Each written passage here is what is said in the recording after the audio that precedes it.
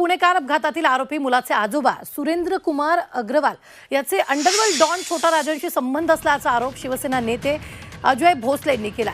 पुण्यातील शिवसेनेचे नेते अजय भोसले यांच्यावर 2009 मध्ये गोळीबार झाला होता आणि या गोळीबार प्रकरणाशी अग्रवाल कुटुंबाचा संबंध असल्याचा उघडकीस आलं होतं।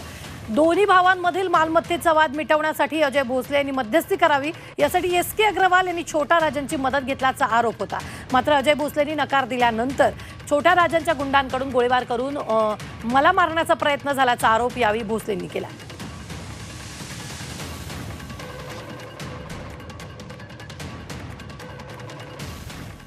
त्या दिवशी सकाळी 10:30 वाजता जर्मन बेकरीच्या बाहेर आम्ही चाललो होतो स्कॉर्पिओ कारमध्ये। निवडणुकीचा मिरवणूक काढायची होती त्यासाठी रॅलीसाठी।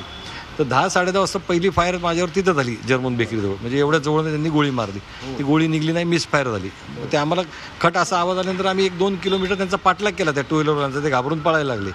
त्यांना उडवायला मला एक 15-20 फुटाचं अंतर होतं। मी गाडीने त्यांना असं उडवणार तेवढ्यात त्यांनी फिरून दुसरी फायर केली, जी काचेवर लागून माझ्या मित्राच्या छातीत घुसली। 1 वर्षानंतर आरोपी जेव्हा पकडले गेले, हे 1 वर्षानंतर मुंबई पोलिसांनी का दिल्ली पोलिसांनी आरोपींना पकडलं।